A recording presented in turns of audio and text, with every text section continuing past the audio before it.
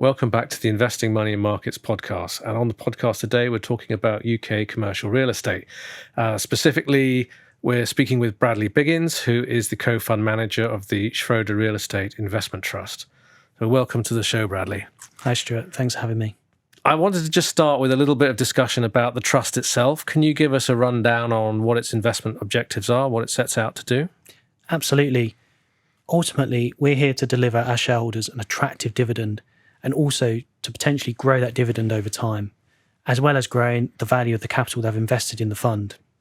We do that by investing in a diversified portfolio of UK commercial real estate, and we're 64% allocated to multi-let industrial estates or retail warehouses. They're sectors that we think have really attractive supply-demand dynamics. We've got a really attractive income profile with a reversionary yield of 8.3%, which represents an additional £12 million of rent compared to the £28 million that's currently passing today. Now, that £12 million is clearly material in the context of our £17.5 million annualised dividend.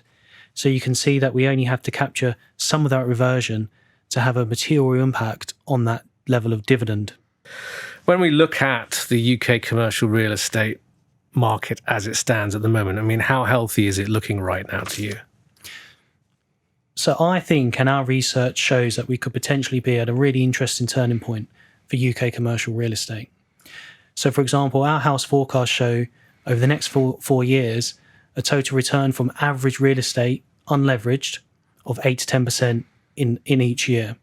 Now that's above the long run average, which is around 8%. And there are a number of reasons for that. So first of all, we're coming off the back of a 25% correction in real estate value. So from June 2022 through to March 24, values declined 25%. And that was mainly driven by that really sharp increase in interest rates that we saw mainly through 2022. So we went from near zero to 5.25%. Now, interestingly, at the same time, since June 22, what we've seen is continued growth in rents. And that's in contrast to previous downturns, such as the GFC. So if we take industrial sector as an example, rents have grown more than 20% since June 22. So what that means is you're getting a really attractive income yield straight from your initial investment. And we don't think it's going to end there. We actually think there's prospect of further rental growth. So, for example, if you look at construction costs, they've increased substantially over the last few years, and they remain very high today. So what that means is the pipeline of new development is very thin. So anecdotally, if we look at central London, the number of new starts is actually at its lowest level since the GFC. So what that means is if you do have existing space, well located, accessible, good quality, you've got a good chance of pushing your rents on because there's just not that supply coming through. And is it primarily just higher construction costs? Is that the big drag on lack of supply? I think that's a key drag. I also think that, I mentioned that 25% valuation correction. There's only been a 3% recovery since then. So what that means is yields remain wide. So if a developer's looking at their appraisal, they've got high construction costs, but also still a very or sort of a wide yield at the end, which basically means, what they're building has less value. So it makes it more difficult for these projects to stack up financially. And has that changed the appetite from like investors into the sector? Yeah, absolutely. So if we look at transaction volumes, they've been very low, very muted for 2 or 3 years. So this year they're around 50% of the 10-year average level. I think that looking forwards, we might see an improvement in appetite, not least because of those return projections I just mentioned. Other investors will be seeing the same. And we have seen private equity snapping up listed companies at discounts. Mm-hmm. So clearly they see some upside potential. But also they should be supported by continuing declines in the interest rate. So the market expects the Bank of England to cut the rate in December down to 3.75%. And the market's also expecting a further cut in the spring down to around 3.5%. So that makes accretive leverage more accessible and can sort of loosen investors in terms of approaching the sector. Some economists talk about higher for longer interest rates. I mean, as we speak, the Fed has recently just cut rates, and there's an expectation the Bank of England will. But at the same time, no one seems to feel we'll be back to the good old days of near 0% rates. How does that affect you as a fund manager? Have you had to adjust your approach as a result of that? And how does it affect the wider commercial real estate market? Yeah, great question. So, at Schroders, we have been talking about higher for longer for a long time as well. And in terms of the S-REIT fund specifically, we're very fortunate in that we have an exceptional balance sheet. So 70% of our drawn debt is fixed at 2.5% for almost 11 years. So clearly very attractive. And if we look at some of our competitors or other funds, that what they have are upcoming refinancings. And as you said, we don't expect interest rates to get back down to near zero. So the likelihood is when companies refinance, they're going to be paying higher interest. So that erodes earnings and clearly makes it hard to continue paying the dividend or certainly to increase the dividend in the future. So I think investors need to be very mindful of that when they're looking at companies in which to invest. And can you talk a little bit about EPC ratings and how that affects this sector as well? And how, again, do you take that into consideration with the strategy? Absolutely. And I think that something that's really resonated with investors is our very clear strategy where we are looking to enhance the sustainability performance of buildings whilst we own them. And we're aiming to do that profitably. And we're able to do that because we've got an extensive real estate platform. So we've got $33 billion of AUM across the global real estate platform. That gives us excellent market knowledge. We've got sector specialist asset management teams. We've got a deep bench of sustainability expertise. And all that comes together to help us price the cost of CapEx and also understand where we think rents might go to once we've completed a major refurbishment project. And I think to bring this to life, I'll just touch on a couple of examples quickly. So, for example, at our second largest asset by value, which is an industrial estate just south of Leeds city centre near the M62 motorway, it's called Millshore Park Industrial Estate. In June, we got back one of the largest unit on the site. So it's 50,000 square feet, which is around 10% of the site. And we're currently in the midst of undertaking a major refurbishment, moving that EPC from a C to an A. And, the idea being to do that profitably. So we've got that now under offer at £9 per square foot, which is an 86% increase on the rent we were receiving in June. Now, what that means in our appraisal is a profit after all costs. So if you consider the cost of the site, the cost of construction, professional fees, tenant incentives, etc., a profit of around £1.1 to £1.5 million. So, we're thrilled to be enhancing the performance of these assets from an ESG perspective, but ultimately we're doing it for total return. And ultimately we're selecting projects where we see that we can do it profitably. And I just gave one example there. And another big theme since the pandemic has been occupier sentiment and hybrid working patterns. I mean, it's something you hear a lot from real estate fund managers and wealth managers with big exposure in the market. Are you seeing that changing? Is that affecting the underlying portfolio at all? So I think hybrid working is here to stay. But that said, office occupancy has been improving over time. And that's a result of a number of factors. So, an increasing number of companies are mandating, days in the office. In addition, as, economic pressures mount, employees are voluntarily coming back to the office because, presenteeism is a thing and, they want to be pushing on their careers.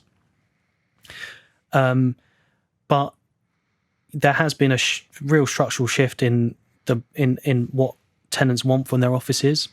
So we're looking for high quality offices, very accessible locations, because an office has become a tool. It's part of the company's brand. It's a tool for collaboration. It's a tool to attract and retain the best staff.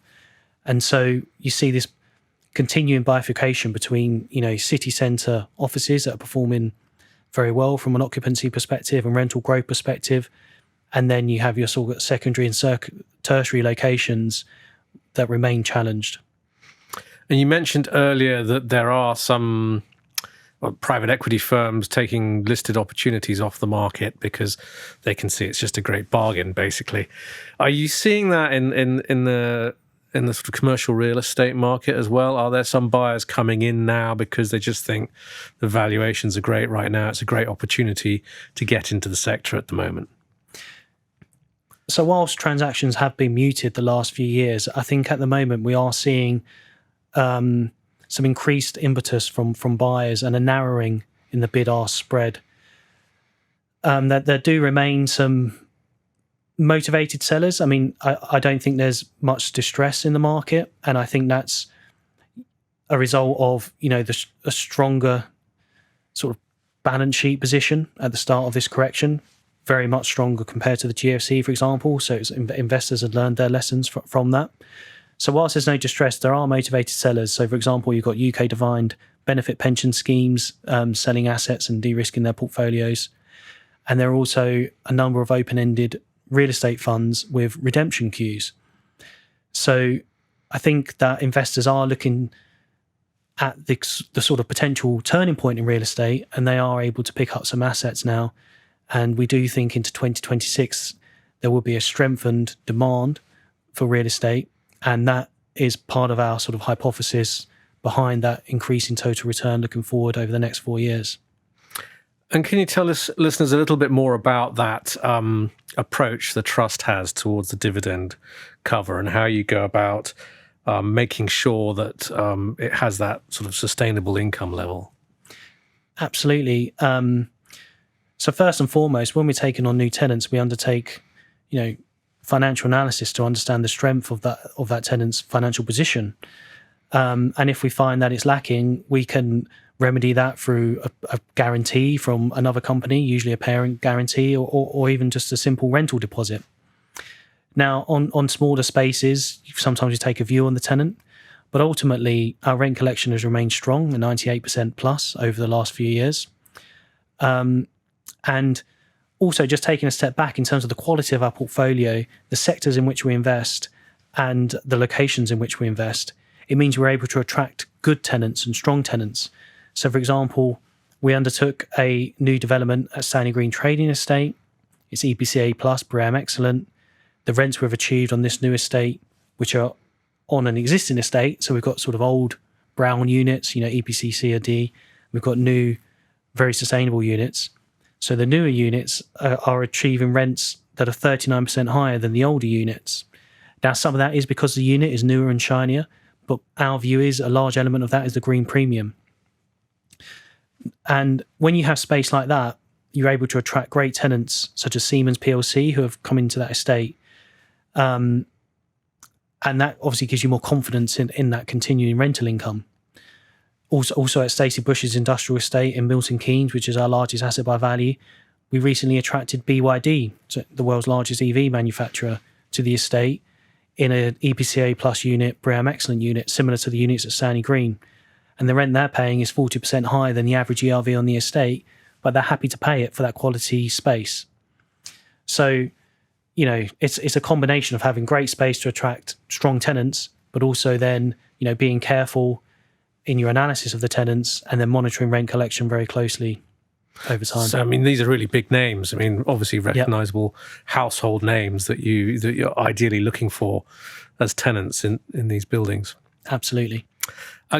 Also, in terms of new acquisitions and disposals, how do you balance the portfolio in that respect? If you're looking to get something else in, how do you fit it in? How do you optimize it, basically?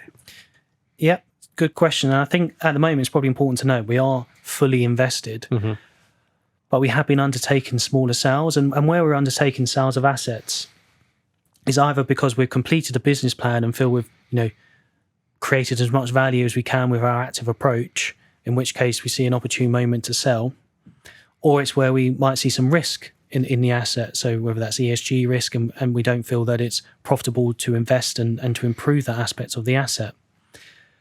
And of course, we've always got an eye on the market. So the assets you've seen us sell in the last 2 or 3 years have tended to be very small assets, well below the average value in the portfolio, because we wouldn't really want to be going to the market with some of our larger assets in a weak market. So what that means is going forwards, we do have the opportunity to recycle some of our lower yielding assets. And if the market strengthens in 2026, you might see us sell some of our lower yielding assets where we've undertaken extensive asset management and are ready to take profits. And then when we recycle, again, we're looking for attractive yield, but also, and this is very hard to achieve, where you have a higher yield going in, but also opportunity to grow rents over time. But that's where we've got the team to actively manage those new assets to achieve those higher rents. So in effect, you've got these very high quality, large flagship assets, and those are your favourites. But there is some other stuff around the fringes which you might look to part with further down the line. Yeah, and looking at our portfolio, the top 15 assets by value represent more than 80% of the portfolio value. So if an investor looks at those and understand those, they've got a really good sort of handle on the whole portfolio. And in addition, most of our largest assets are big multi-let industrial estates, which is a sector we're really excited by. It's got really interesting supply-demand dynamics. Really over the last 15 years where there's been development in the industrial sector, it's in those big boxes you see as you drive up and down the motorway, because you can more easily pre-let them to the likes of an Amazon or a DPD. Whereas with the multi-let industrial estates, you tend to have to build them speculatively. So you build them, then rent them. So there's a bit more risk. But if you've got the expertise in that local market and confidence that you can build and then let them, then I think that's where the rental growth can come from. And that's where attractive total returns can come from. And we've got assets in our portfolio such as Stanley Green, Millshore, Stacey Bushes that have performed very strongly in recent years. And just before we finish, I wanted to ask you also, you mentioned already the importance of the ESG ratings of the buildings. How does that factor into the overall strategy? I mean, do you find that you have some buildings or some assets that at the end of the day you think, okay, this is not going to progress any further because it just isn't going to meet the grade, let's either sell it or redevelop the site? And is that really a high priority when you're looking at new stuff, that it's got the potential for that kind of upgrade you've already spoken about, or there is a story there where you can see the project could be very sustainable in the long run? Yeah, absolutely. And that's key to our strategy, is selecting the assets in which to invest where you can do it profitably. So where you can generate a great return, where the investment upfront leads to higher rents and a higher capital value. And I think that we've got great examples of that across the portfolio. So for example, at Stanley Green, we generated, since we acquired the asset in December 2020, a total return of more than 15% per annum, compared to the MSCI All Industrial of around 8% per annum. And that's really been led by that sustainability improvement strategy. And when we bought that asset, we were confident that would work out because, we have good relationships with the tenant across our wider portfolio. And we knew the tenants that were already on that estate were trading very well. So that meant that, there'd be demand for that space in the future because it is such an attractive location. Yeah, and relationships, I mean, we've not touched on that, but so important in the real estate business, isn't it? Just, keeping that network and who it's critical. Absolutely. No, that's amazing. And really just to finish off with, if you put yourself in this in the shoes of a real estate investor who's got a lot of different developed markets to look at, if they're looking at the UK, what's the key selling point for UK commercial right now as we go into 2026? Schroder's forecasts show a total return over each of the next 4 years of 8% or higher. That is above the long-run average for real estate and comparable to equities. Thank you very much indeed, Bradley. That's been really interesting. And thank you for coming on the podcast today. Thanks very much, Stuart. The content of this podcast is for information and entertainment purposes only and does not constitute financial advice. The views and opinions expressed by guests or hosts are their own and do not necessarily reflect those of the armchair trader. Investments can go up and down in value, and you may not get back the amount you originally invested. Past performance is not a reliable indicator of future results. We do not provide any personal investment, tax, or legal advice. Always do your own research or seek independent professional advice before making any financial decisions. The Armchair Trader is a media company and is not authorized or regulated by the Financial Conduct Authority.